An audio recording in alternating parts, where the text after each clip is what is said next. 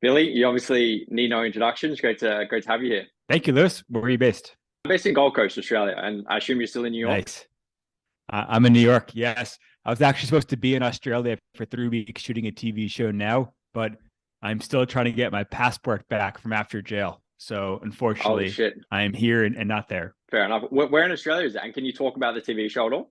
I believe I can. Basically, they created a replica of Mars, and it was a competition amongst 12, American talent to see who could live for the longest. So I believe it's somewhere in like the middle of nowhere, rural Australia. But I was super hyped to go in there and just like grit it out and try to win. But fortunately couldn't make it. So with that, so they've taken your passport. You can't like travel and stuff for, I guess, the indefinite future. Yeah, so I'm on probation for a few years and essentially need permission to travel. So it's just like it's a total process getting everything back in order. I can only imagine. And like with that said, actually, I saw your Twitter yesterday, and you said something like, all PR agencies suck except mine. So like, tell me about that. And it sounds like you got a few things on the go now. So actually, like I was saying, all PR agencies suck except for the agency I'm signed with. It wasn't trying to make it seem like I have my own PR Oh, true. agency, but I guess my Got you.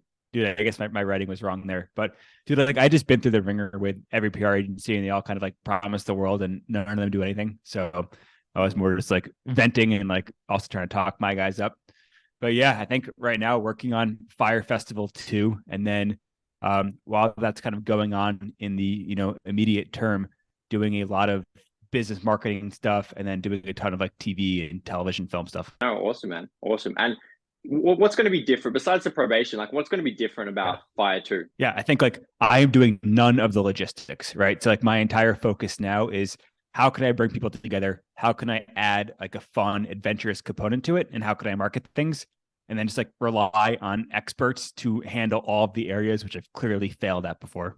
Yeah, that makes sense, man. And I was actually listening to you on the Money Bites Happiness podcast, and I didn't realize the scale that you got Magnesis to, like way back when with that. Yeah. And like, you really strike me as someone who like thinks big. And so, like, do you have like a framework for scaling business? Because it seems like you're just really good at like getting talent and just kind of stepping Mhm. stepping aside. Is that kind of fair? Yeah, I think there's like so much to the concept of you just need to create your own reality and then your business will grow to fit that mold. And it's about thinking big, but then changing reality to actually like meet those expectations.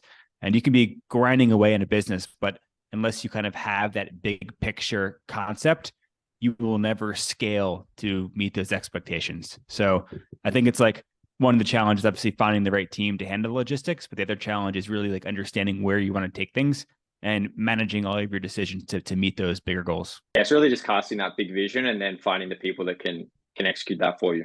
Yeah, for sure. And like in the beginning, it's you do everything yourself. And then I believe the saying is true that like as a CEO or a founder, your job is to fire yourself from every role and basically replace yourself like with the experts. So on day one, as a founder, you're doing everything, whether it's like finance, marketing, accounting, product development. And then as your company achieves product market fit and as you're starting to scale, your only job is to find people better than you at each one of those roles and essentially fire yourself from those positions. Yeah, no, 100%. I totally agree with that.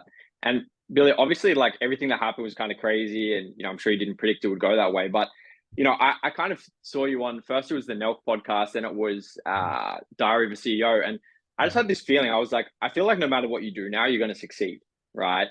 Like, obviously, you probably would have regardless. But do you think like now with all the attention that and notoriety that you've got in that, like in the future, like you're actually going to be able to grow past what you potentially could have before? That's a really interesting question. And uh, I will. The Fyre Festival took place in 2017, so I've essentially was out of the game for 5.5 years, and the world shifted so much in those 5-ish years, where technology was such a sticky point before, and now a lot of like product development and technology is becoming like productized in a certain way, where it's becoming easier to build products, and now attention is becoming the differentiating factor. And I think like Mhm. one of my internal theses is in that in 2040, attention is going to be the new oil.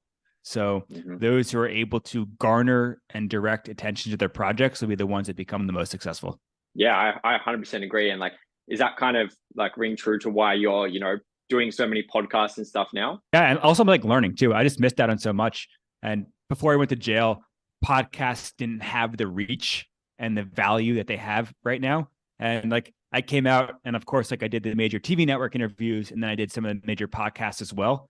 And just nothing compares to the tangible reach and audience of some of these top podcasts. So it's been really cool to see how like a handful of YouTubers with a camera can totally outperform these billion-dollar media companies. And so like really just like missed how that media side of the world has changed. And 95% of the things I'm doing publicly now are just testing. Like I don't really know how to use TikTok. I don't know how to use Instagram Reels yet.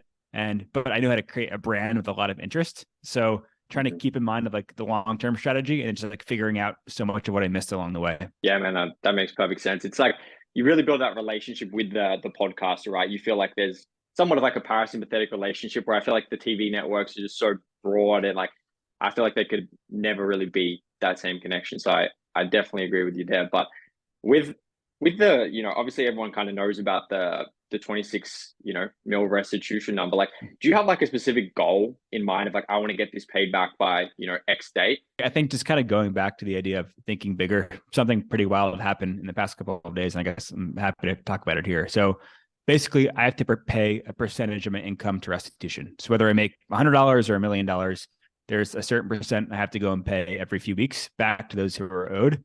And I've been doing that since my jail sentence ended a little over 8 months ago. On a call a couple of days ago, I was basically asked like, what would happen in the media? How much attention would we get if we paid off your restitution in full? And like, oh my God, that got me thinking. It's like, wow, like for the first time in my life, am I thinking too small? I'm like, hey, I made $1,000 in this period of time. Like, let me go pay, X dollars back to restitution. And obviously it would take many lifetimes to pay back, 20 something million dollars like that.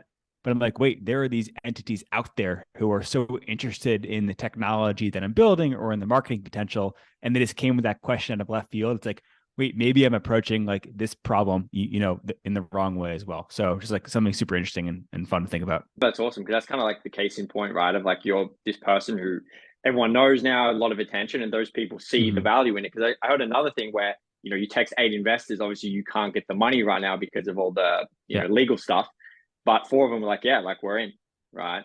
So yeah. And like 4 like fuck off, you're crazy, and 4 like, hey, yeah, cool, where do we sign? So it's like it's super visceral and just like interesting to see. Yeah, 100%. And like with that, so you've got Pirate. Can you tell us a little bit about like what specifically Pirate you do there? So yeah, for the years before the Fyre Festival ever came to be, we did a really good job bringing small numbers of people to the outer islands of the Bahamas. And these were a pretty interesting group. It was like a tech entrepreneur from New York, a fashion, woman from Miami, a music artist from Los Angeles. We would take them out of their comfort zones, bring them to these remote islands, and just do all of these fun experiences, whether it's like flying in 50-year-old airplanes or like seeing who could scuba dive some of the craziest reefs. And we found that when we took people out of their comfort zones, they were able to connect, and some of these people got engaged. Some of them started investing in each other's businesses. And I was like really interested how I could create this amazing community out of these adventures. And the Fyre Festival, just like at the time, was the wrong way to do it and was totally impractical in the scale. But Pirate is trying to get back to these smaller experiences and working towards opening up a hotel where we can permanently host these different adventurous people and bring them together and really like manifest great relationships amongst them. That's amazing, man. I love that. Like, have you always been an adventurous person? Because it sounds like that is all, everything you've done is kind of centered around experience. I think for me, like I kind of grew up in the wild, wild west days of the internet where high-speed internet had just become a thing and there were no real guardrails online. And I was like super young kid and found technology was the way to like live out and execute all of my, unfiltered childhood dreams. And then as I got older, it turned from, a 12-year-old's dreams, now the dreams of a 25, 30-year-old. And technology played a really fun way to connect me with people that I had no opportunity to meet outside of technology, and then allowed me to basically push life to the limits after meeting these interesting people. That's awesome, man. It's crazy. Like, I think everyone gets so focused nowadays on like money and all this stuff, and they forget to actually, experience things. So it's cool that you're actually leveraging, your businesses to do that stuff, which is, yeah, man, it's amazing. I actually saw, I think it was a TikTok of yours. Like, you guys created some like AI dating platform as well. Yeah, just like running. Always have been like a tech product guy, and just like always running side projects and experiments. And I think it's like the kind of thing where you try out 10 or 15 things, but at the end of the day, you're finding a theme that stays consistent throughout it. And spun up this like weekend dating project where our entire thesis was like, let's remove swiping and have you describe your ideal mate. And then we go and actually find who that person is in the world for you. And I think it like still fits back to whether it's the pirate theme or the fire theme or the magnesis theme of how can we bring different people together who without us had no chance of meeting. So kind of without thinking about it, like built a dating AI version of the theme that, has powered my life. Yeah, that's cool, man. That's cool. And you guys just build it all in-house, like just like a weekend project, you said? Yeah. So there's like 10 of us. So pretty strong in like the design, programming, creative side, and not quite the size of the team I had before, but I think like the quality of people that I'm really working to surround myself around and learn from this time around has been like super, super inspiring. And it's the early days for us. And it's just all about just like finding the right team that I want to grow with for the next 10 or 15 years. Yeah, no, that's awesome, man. That's awesome. And kind of just like sort of to wrap things up here, like, so with everything you're doing now, how does it work for you? Like, if you're open to going kind of more personal on it, like, do you have people that are kind of like supporting you, helping you, like, personally, financially, business, financially, like without being like official investors? It sounds like you got a really strong network there. I have a really great like core team of 10 people. And I think the hardest thing for me is like the realization that everything is just going to take so much longer than I expected. I think like in jail, I got through the long days and nights by thinking that, hey, I had to walk out the front door and I'd have a whole army of people there to support me. In reality, people are just like very scared to associate or get close to me. And it's taken a handful of months to start really breaking through and like getting these relationships back. It's a struggle, man. And like, I think it just kind of goes to show the pitfalls, like cheating or lying in order to achieve success is just like so wrong. And it will set you back far more than whatever that temporary shortcut is. And like, I'm just like learning it the hard way, and it's just not going to go away for a long time.